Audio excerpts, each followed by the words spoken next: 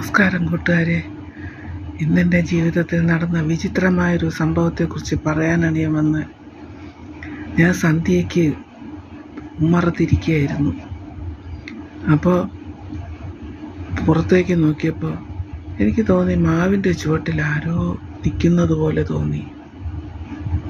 ഞാനൊന്ന് ശ്രദ്ധിച്ച് നോക്കിയതിന് ശേഷം ഞാൻ ആരാന്ന് ചോദിക്കാൻ തുടങ്ങിയപ്പോഴേക്കും എന്നെ കണ്ടുകൊണ്ട് അയാൾ ഇരുളിലേക്ക് മറഞ്ഞു. ഞാൻ പതിയെ അകത്ത് കയറി കതകടയ്ക്കാൻ നോക്കിയപ്പോൾ കതകിൻ്റെ പുറത്ത് മണ്ണിൽ പൊതിഞ്ഞ കൈകൊണ്ട്, ഇങ്ങനെ ചെളി പറ്റിയ കൈ കൊണ്ട് കതകിൽ ഇങ്ങനെ ഒരടയാളം, കൈയുടെ അടയാളം.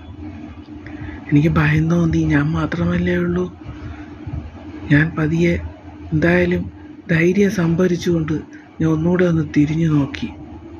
അപ്പോഴേക്ക് എൻ്റെ ഫോണിലൊരു മെസ്സേജ് വന്നു.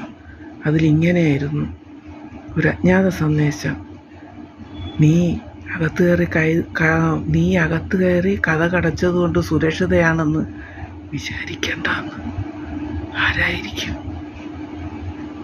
ചെറിയൊരു പേടിയുണ്ട് എനിക്ക്.